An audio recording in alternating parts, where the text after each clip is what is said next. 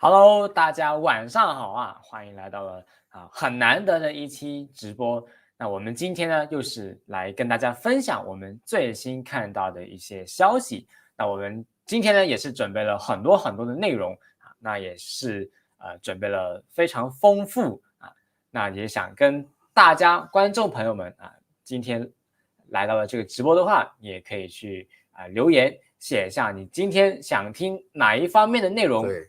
想听多一点的呢，那我们就讲的详细一点啊。那我们是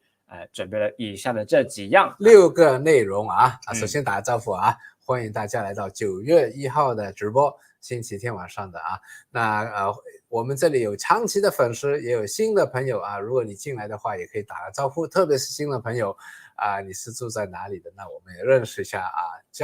满天下的交朋友啊。那今天6个选择，如果你想听多一点美国的股票啊，特别是美国又创了新高啊，创了新高之后，后市怎么看呢？还没创新，准备创新高，准备创新高，我已经看到准备创新高 ，OK 啊，那后市怎么看呢？如果你想知道的话，那 Rich 当然是研究美股的，专注研究美股的那第二个选择那就是特别想听 NVIDIA 我知道很多人都关心 NVIDIA， 包括 SMCI， 对 NVIDIA 和 SMCI，Rich 之前也赚过好多钱NVIDIA 也是我其中一个公开看过的看好的10倍股，对吧？已经涨了10倍了所以已经收工了功成身退了那当然了，如果你对港股有兴趣的话港股当中很多人都知道我非常喜欢某一只股票那3690，如果你对那个有兴趣的，可以写一个这个 lower case 小阶的 A， 那我们知道你喜欢哪一个，好吧？当然了 C 也可以 ，C 就是那怎么样能够把握到一些可以做的事情，得到财务丰盛选一个的话，或者选两个 A、B、C 这么贪心什么都讲。我们只有1个小时直播只有1个小时，对吧？我们尽量讲1个小时之内，因为大家星期天晚上能抽1个小时的宝贵时间已经是不容易了当然呢，如果你具体想问我们任何一只股票的话我们一般来说是不在公开场合讲股票的，但是如果今天晚上够1000人的话，我们也是可以讲股票美股Rich 来讲中概股、港股我来讲，对吧？所以大家叫多点朋友来特别是我们看到朋友多的话，我们也会讲多一点、深入一点也会超过1000人的话会回答大家的对某一个个别股票，那当然我们要看哪一个股票是最多网友有感兴趣的，我们就会深入的去探讨一下美股就他说，港股就或者中概股就我说，好吧那还有就是还有就忘记了所以大家赶快叫多点来 ，OK， 好，那我们事不宜迟看看我看到很多人说 ABC 也有了，ABC 也有特别是我看到上面有一些有人好多 A 就是什么 NVIDIA 是吧美股包括 NVIDIA 那特别是我刚才看到有一个同学有一个观众他讲到的buy or short NVIDIA 这个也是引起了我的注意那这里呢我就分享一下 NVIDIA 的一些看法那其实在这个星期五我也是有看了他的业绩报告，然后呢，也是跟 GMP 的同学分享了一下我自己的一些看法。GMP 讲过的收费内容不能讲这是我们的这个是我们的 promise， 那就所以你就不能讲太多了。Long story short 就是，所以凡是这个 GMP 讲过就不能讲除了那个讲漏的你可以讲。Long story short 不要说讲漏就是我们观察到什么这个我可以讲的就是你可以看一下星期四的走势NVIDIA 就是它的业绩是很好的不过呢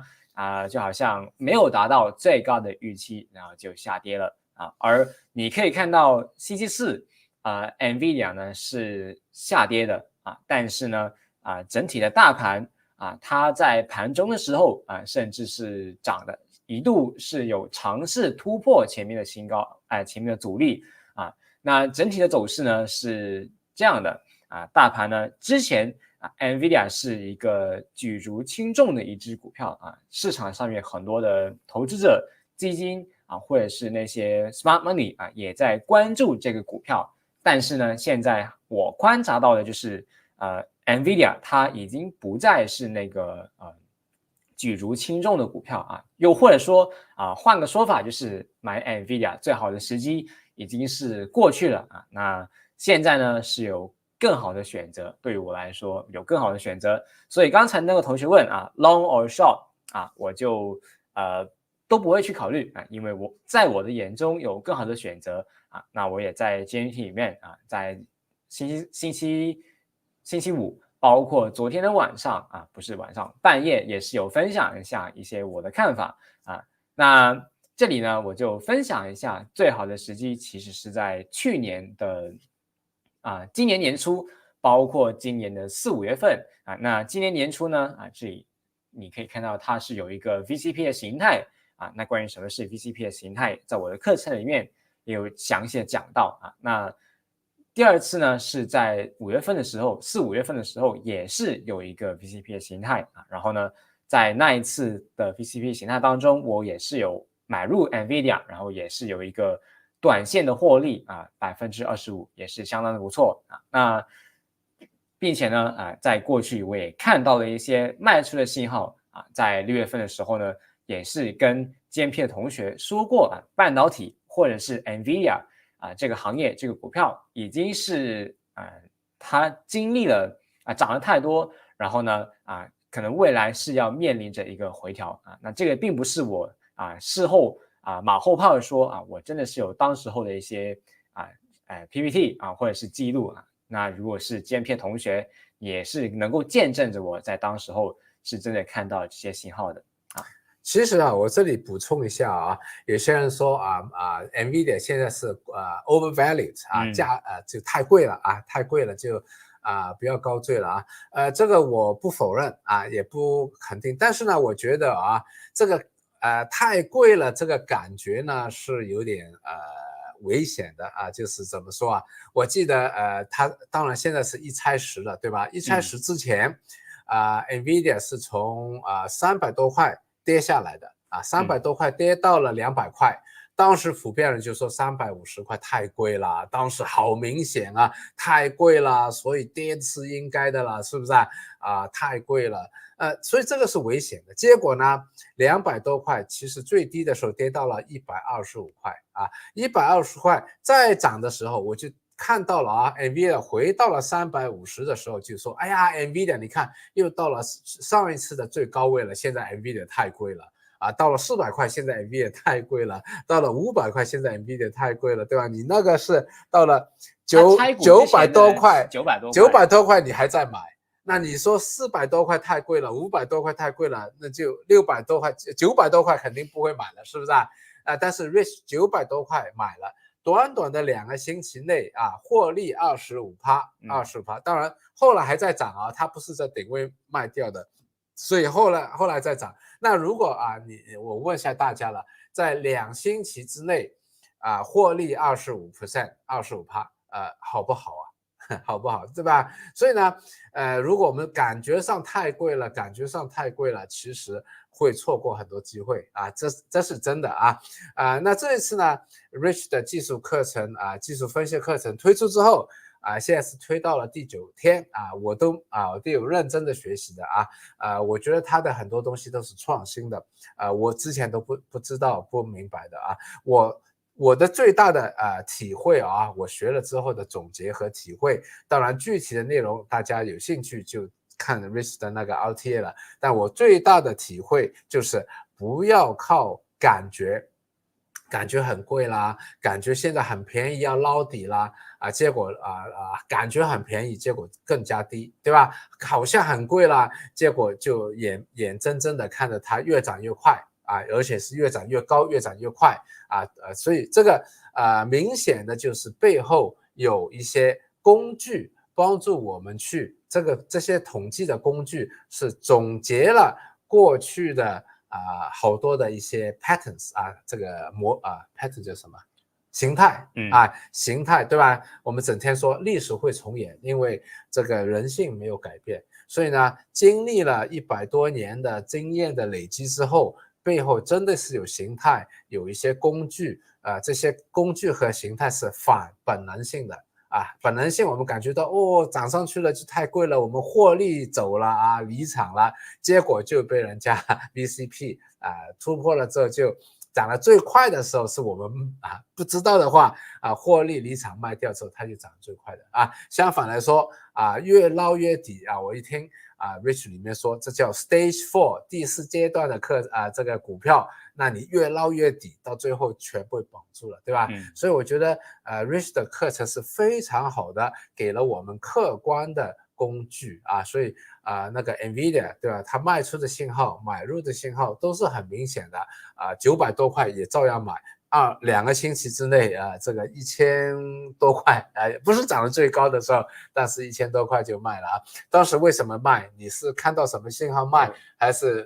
怎么样？两个吧。第一个就我当时候计算了之后，它其实是已经达到了一个很好的盈亏比就已经达到了我之前的那个计划，那我就也有一个理由可以卖了第二个理由就是它当时候是还没拆股之前呢，那我就不想有那么多的未知的因素我也不知道它之后会涨，所以我就卖出了 Nvidia， 然后当时候的资金去买了其他的股票，所以呢就是这样。所以刚才 Rich 讲了一个叫盈亏比，对吧？很多人问的问题问错了 ，Nvidia 会涨吗？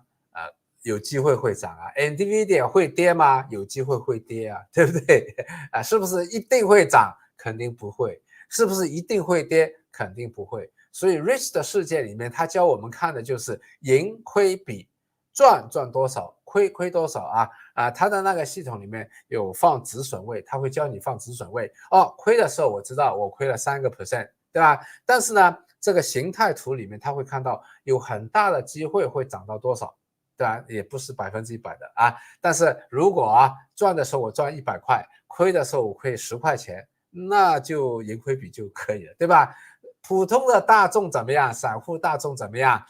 赢的时候赢2块钱走了，输的时候输98块钱还不肯走所以这个就是赚钱的和不赚钱的思维上是整体相反的所以我一边在看一边在觉得我们要学习好了之后，以前亏钱总是有理由的，对吧大家如果还在亏钱的话要好好学习之后那思维一改变，好多的行为一改变就从输钱到赚钱了，就其实就这么简单，这样没有偶然的，都是一个必然性的，好吧 ？OK， 那好了，讲完了 Nvidia， 我看看有没有人想知道 SMCI 的 ？SMCI 好像不多，是不是不多的话，他们都说 A 吧，就 A 应该都是包括了2只股票 A 是吧？但我就没看到 SMCI， 没有 SMCI， 那没关系，我就继续讲了，因为很多人对我的第一印象就是哇，你今年买到了 SMCI 看到你那个买入图表赚了几倍，好像很厉害。然后对我的印象呢，就好像是这个是我的爱股那千万不要有这个幻想或者是迷恋是被 Rich 抛弃之后，他就不再迷恋了大家女孩子要小心啦那我开玩笑，我可以分享一下我当时候为什么会买入或者是我们之前是在 GMT 里面有做过一个很详细的研究，然后当时候呢没有一个买入的信号但我观察到有一些信号可能会出现的就是叫大家留意，然后过了1个月之后它就出现了那个信号我在那个时候呢就买入了那些信号，我当时候看到什么信号我就写在了这里大额张口法MACD 包括它当时候其实也在形成一个 VCP 那我当时候看到这些我就买入了。那当时候我记得是300多块吧后来涨到了900多块的时候那我就卖出了结果我卖出了之后，它第2天出了一个，你可以看到这里是一个穿头破脚的一个信号那如果你看到这个信号的话其实在高位出现，它其实是代表着一个转折点，一个信号要从涨呢变成跌那具体为什么会这样详细的原理呢，在我课程里面会讲到更多。那时候的付出的讨论区全部都在讲 SMCI 了第一妖股了，连大师都开始讲了，连我真的知道有一些股评人或者还是其他的股票班的导师都开始说SMCI 我看漏了，现在很好啊，要看了，对吧？这个是市场大部分的时候，大多数的人都是错的，就这样。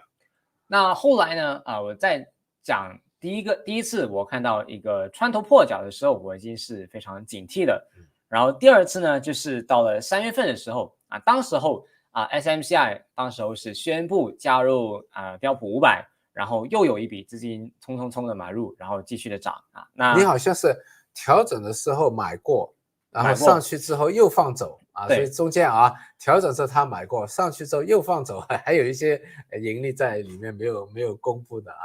对，但是再上去的时候，这就趁好消息出货了，是吧？当时候呢SMCI没有看到一个很突兀的一个走势，但是呢它的姐妹股当中有一家就是刚才讲到的 NVIDIA它当时候也是出现了一个穿头破脚的信号当时候3月8号我很记得就是当时候我在 GMT 里面也是在晚上讲完了 GMT 之后马上半夜12点多就出了一个post， 就是提醒同学们当时候我看到了一些信号然后呢，当时候我就说到半导体的行业和 NVIDIA SMCI 未来可能会面临一个调整那结果呢 NVIDIA 就经历了2个多月的调整之后就出现了那个 VCP， 我再去买入，而 SMCI 呢它就不是调整了，我觉得它已经是跌了超过50%它已经是一个一个熊市，或者是一个已经变样了那当然后来它跌破了200天线之后我就已经不再看了。而最近的业绩报告出了之后我也在 GMP 当中也讲到它已经不在我的 watch list 当中已经是我觉得有更好的选择去买入所以呢最近它好像是宣布延迟发布那个业绩报告那其实我已经对它没有任何的看法当然我也不持有那个股票然后对我觉得留下一个美好的印象算了吧，留下一个美好的印象，然后2个重点第一不要留恋这些可能是过去赚了很多钱的股票又或者是那些涨了很多的明星股那第二就是我觉得相比买入的信号看到一些卖出的信号，逃过一劫，比你错失了一个买入的机会更加的重要有人说 OIC 学到请 OIC，OK， 好，那讲完这2只股票我觉得还是学到的是最重要，对吧？因为我们这个好多东西在 GMT 讲过去，这里不能讲了，但是我们可以总结一下，学到的东西是最重要的。那我这里也是觉得 Rich 讲的非常好我们还是要在买卖股票的时候，不要跟股票谈恋爱，OK， 不要跟股票变成老公啦、股东啦当然我是喜欢做股东的但是 Rich 的那个技术分析就是那么无情的、客观的真是比较好我还是比较感性一点，对我的有一些股票还是比较有感情当然，这里补充一句，就是如果万一以后它重新涨上去了，有其他的买入信号不排除又回来又回来了那接下来我们讲港股之前呢我有很多的同学都对 Rich 的那个技术分析到现在为止才只有第9天你本来说这个应该要21天全完结束了，为什么现在只有第9天有人在问为什么只有第9天？先讲一下21天是21天，也是会完成下去的我们不会说21天缩减到9天这样对，现在只是做到第9天的原因是真的这个工程量比我想象中的大很多你可以看到这里呢有9天的课程而同时间也是有很多的 extra bonus 为什么要给这么多额外的课程你这些额外的课程放在一起已经可以卖1000块美元了我觉得真的它这些额外的课程都已经是好多其他的课程放在一起都已经是一套课程了。这些课程其实也是一期里面它的内容很多但为什么我是想做这么多的额外课程呢其实我也是想帮助那些愿意支持我的同学那另外我也是希望他们能够更好的学习技术分析能够更好的去应用这套系统，所以呢，我才花了这么多的心思包括未来的第9天也会有额外的很多很多的 extra bonus 会加进去，所以呢会稍微比以往的制作内容你这个真的是卖大包太多了啊！我们之前做直播的时候我们是提前了讲了这个，当时销售的landing page 这个 website 也没有销售的那个介绍也没有，什么都没有，就说好了，相信 Rich 的话，我们就打一折吧，就进来吧，我们什么资料都没有， 对吧？所以他真的21天只是个概念，只是构思但是我也没想到他额外的给了这么多的一个 bonus 那推出了，所以看到那些同学真的1500多个人报名真的是那个什么内容也没有，就当时候那个介绍页面也没有，也是愿意相信我和七爸爸去买这个课程，还是相信 Rich 了所以我觉得真的非常感激同学们。对那我们是觉得是他的销售网页就快要做好了在我们的 website 做好之后，那我们的优惠就要减少了，因为优惠随着不明朗的因素减少，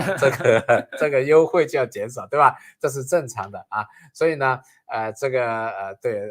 这位同学John 应该是第一天晚上就把握了所以这个感谢大家的我都认识你所以呢我们讲到所以这个优惠应该这1-2天之内优惠减少了，但是还会有优惠的。当这个课程全做完，而且呢全部的这个同学已经有更多的这个 testimonial 了那到时候就998了但是998还是优惠的因为你还有那个额外的课程，我都觉得超过1000元的都已经送给大家了，好吧？所以呢，感兴趣的同学赶快把握这一个优惠那我们继续讲港股，有人说港股了好多人刚才说要听港股，对，包括你上个星期的直播我记得你当时也是讲了很多港股当中也讲了一些东西，也是很多同学感兴趣的我还记得当中你讲了一些点之后港股就好像我怀疑有大户在听你直播，不会吧？马上再涨不会吧？这个星期马上再涨，应该不会啦，应该只是在分析但是呢，这也是算是没有让大家失望上个星期解释给大家听，结果这个星期一就涨了，对吧？而且星期一 Rich 看到一些技术指标的一些看好利好港股的信号也出现了那是更有信心了，对吧？因为我讲的是基本的分析，基本分析里面的一些推算那再加上 Rich 的一些技术分析的观察的话，看到资金回来了那看到资金回来了，应该来说那中间有偶然有一段时间，因为美股跌了有几天是美股跌的所以呢，什么 SMCI 跌了30多%的那一天拼多多跌了30%的那一天，港股也是开市的时候跌了一下，对吧？受影响跌了一下，但是你看到港股马上又回涨了所以这你觉得是不是个很好的信号？没有被拼多多或者是那个 SMCI 受影响对吧？短期来看的话它确实是很强势的甚至呢你看到最近1个星期美股还在一个横向调整的时候它已经是率先的突破短期来看的话它确实是非常强势的。对，那我个人觉得还是那一点不要买指数不要买港股 ETF， 为什么呢？因为里面有些股票我是不喜欢的，觉得很一般般的，对吧？但是有一些非常好的股票现在是便宜的不得了，对吧？首先我们要承认我不是什么小粉红盲目的看好中国的经济啦，我们要面对现实中国现在的经济是面对很大的挑战中美关系还是比较紧张那它的出口和内需特别是它的房地产都面临着严峻的挑战我们要承认这一点，对吧？所以这个就是更加重要的选股，更加重要的一个重要性了，关键性了那好的地方是什么？你怎么去找一个星星一个很明亮的星星你在白天的时候就找不到了，是不是啊？白天太阳一出来就找不到了啊，你有一个很大的月亮也找不到了，在漆黑的天空里面，那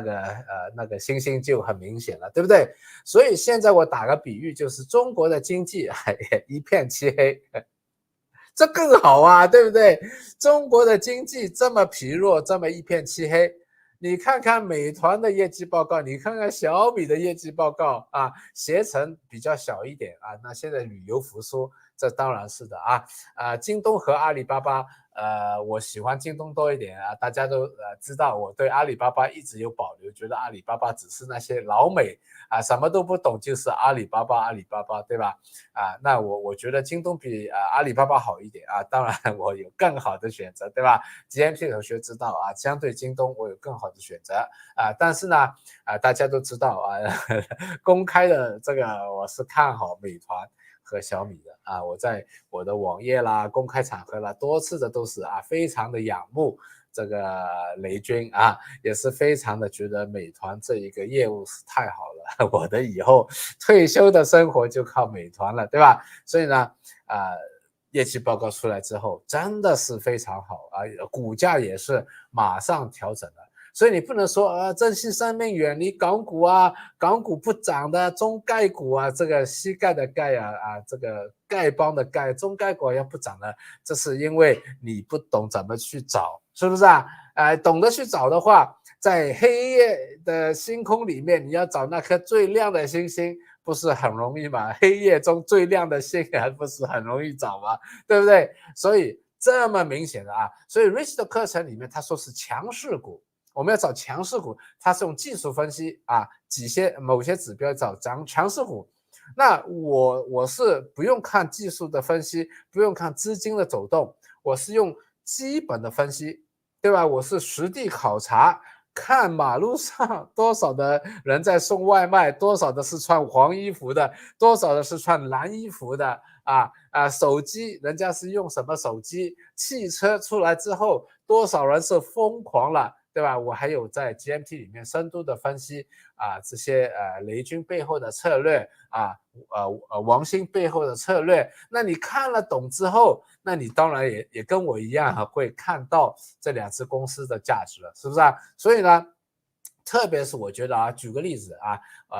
其实我记得小米在8块多10块多的时候，业绩报告出来的时候，有些同学来问当时的小米真的是很惨又被印度搞，手机又卖不走，这个毛利又在跌当时呢，那个同学说这么差的业绩，你还对小米怎么这么有信心当时10块钱，对吧？我就说已经反映在里面了，怎么已经反映在里面了？是不是生意哪里好做过？2年前、3年前什么都难做的生意这个所以股价已经跌下来，还好当时10块钱，现在19块，对吧？涨了90%谁说港股不好涨了90%，对吧？所以美团也是一样，美团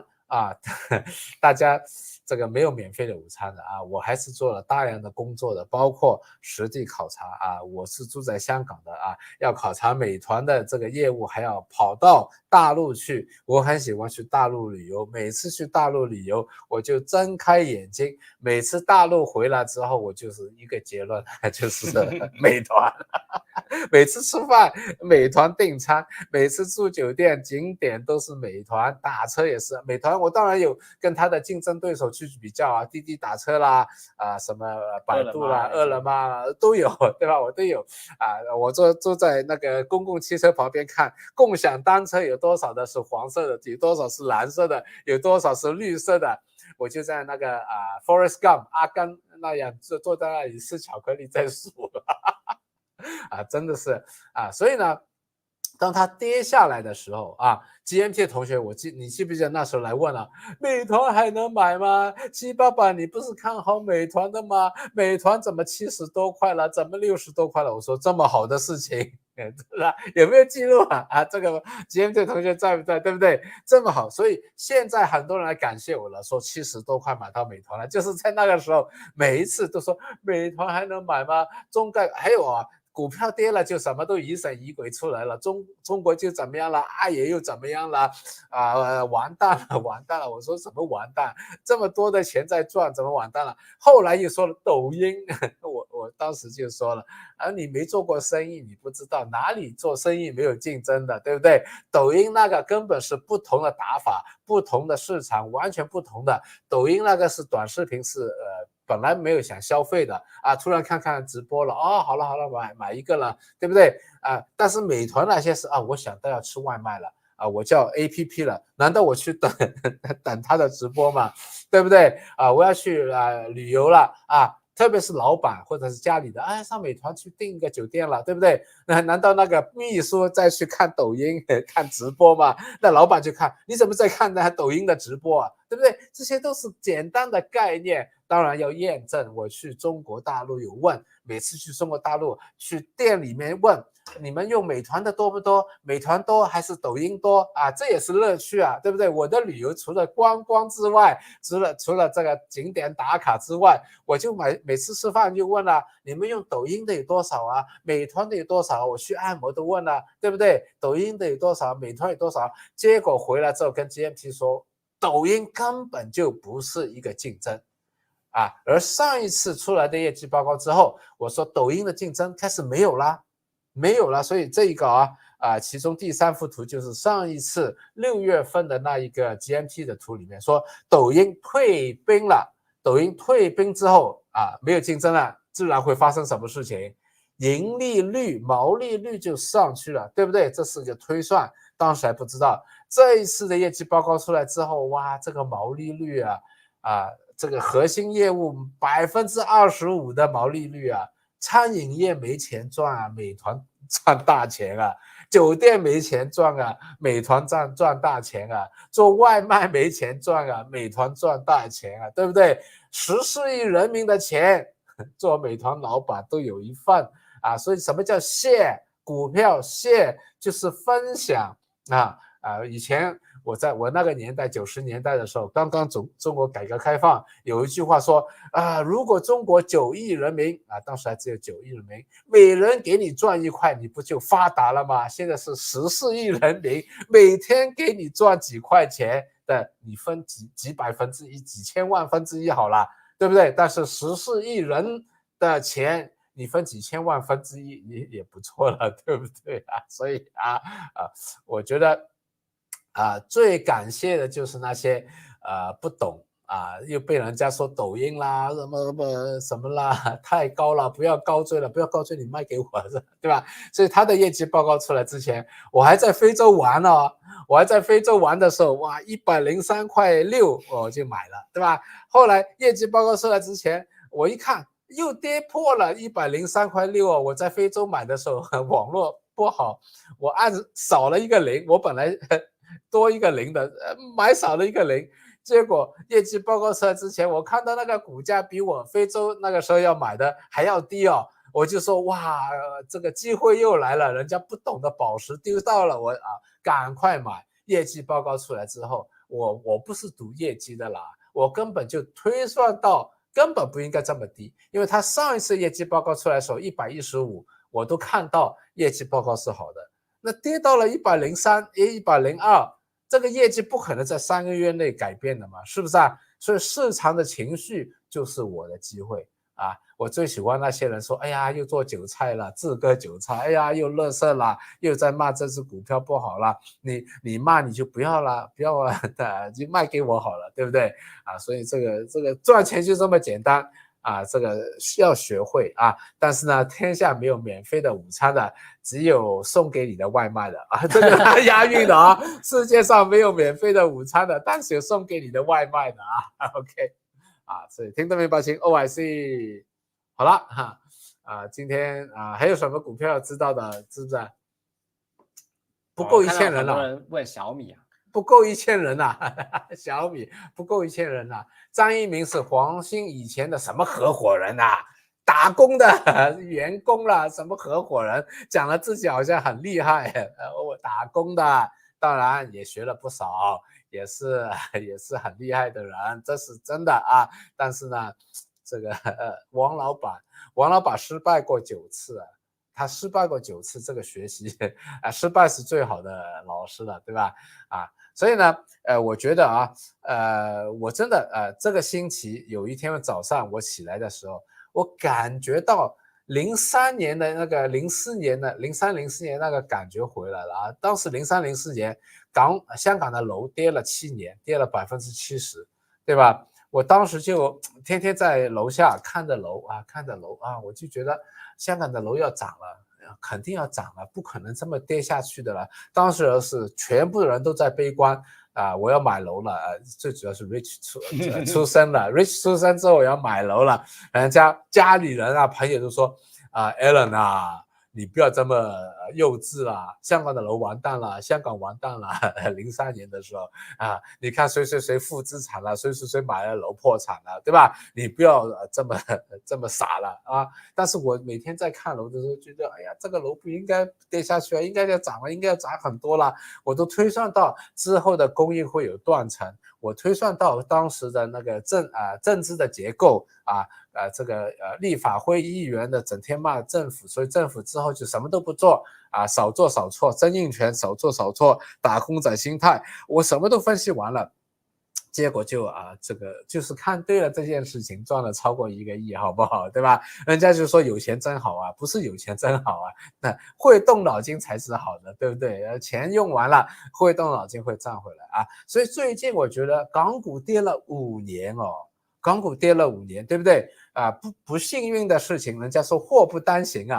这次不是单行，不是双行，是不是3行？是社会动乱。中美贸易中美的那个对峙已经反映在疫情后面的加息，是吧？所以我觉得不可能再衰下去，是不是再衰下去我可以收购上市公司了所以呢，我觉得这个机会真的是来了那好了光我讲这是主观的，我们来看一看数据好不好？这是788刚最新拿出来的我告诉大家一个秘密我成功的秘密，想不想听？我成功的秘密之前没有讲过的想不想听想好像同学观众们没有反应，没有反应我就不讲了。那你关掉直播，你跟我说就好了。我肯定跟你说了 ，Rich 成不成功？21岁这么成功，对不对？肯定有叫他了，对不对想OK 那我告诉你想的时候一定要乐观，乐观的人会发达，悲观的人永远不会发达，这是第一点。想的时候一定要乐观的去想马云乐不乐观？马云乐观对不对？天马行空，你一定要乐观才能看到机会。悲观的时候你看到全是问题，乐观的时候你就看到机会。你会看到自己未来的幸福，你会看到未来的未来一片光明，对不对？就算在最漆黑的晚上，你都是看星星，这不就是乐观吗？对不对？好了，乐观是第一步，不能光乐观。乐观有没有人乐观？太乐观了，结果闯祸了，对吧？乐观之后要小心的求证小心的去看。客观的看数据求证所以你只有一个不行只有第二个没有第一个也不行。所以呢，乐观了之后，我们在以前我学 master 的时候我们叫 hypothesis 假设，我们有了一个假想假设一个 hypothesis 中文其实不知道叫什么好像叫假设，但假设叫 assumption， 对吧？就是我们做论文的时候，做研究的时候有一个前提的假设。然后我们就要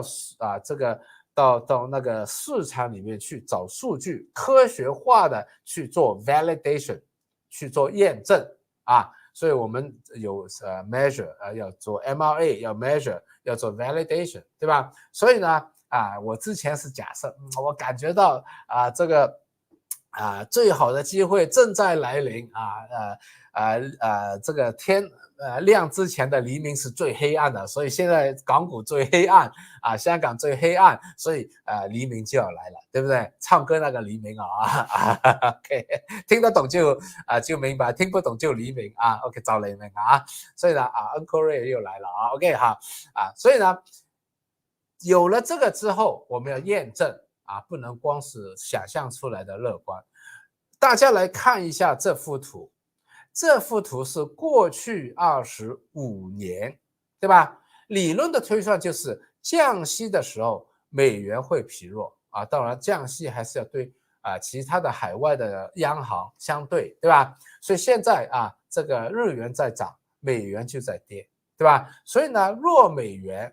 相对人民币，大家去看一下，相对人民币现在美元已经是从 7.3 跌到了 7.1 楼下，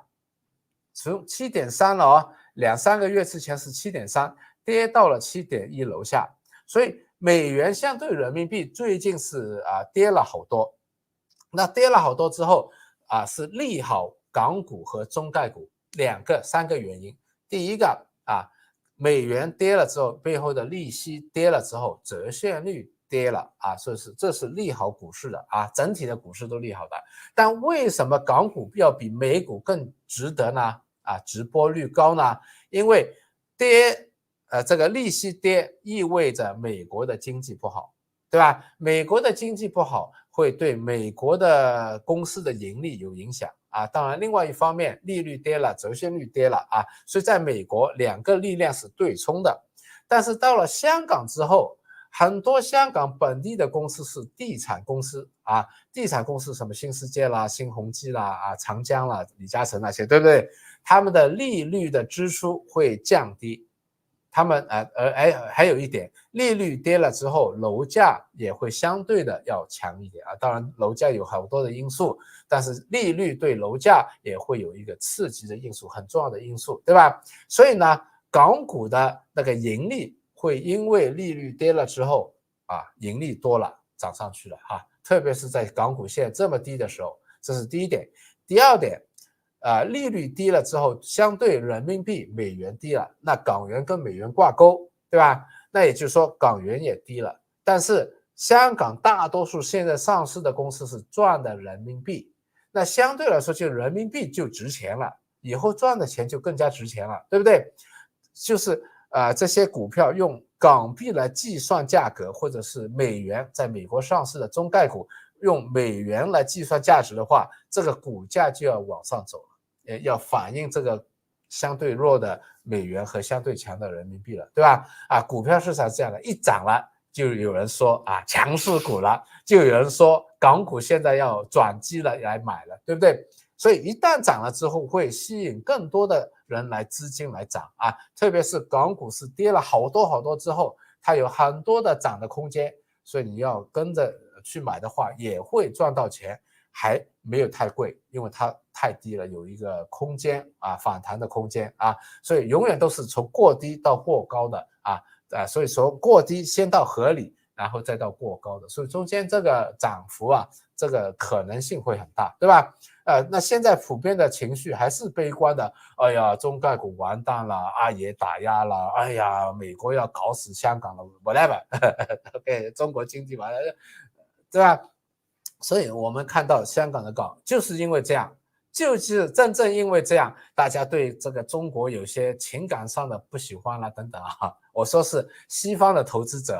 这个国内的投资者又是来不了香港买有港股通一个很小的渠道，但是还是有外汇管制，但西方的那个投资者又对中国的股票那我说是散户机构投资者没有你那么笨他们都是有很客观的分析的，对吧？好了，第三个因素就是相对来说，美国现在经济不好，对吧？但是中国经济已经是不好了但是所有的经济都是有个周期循环的，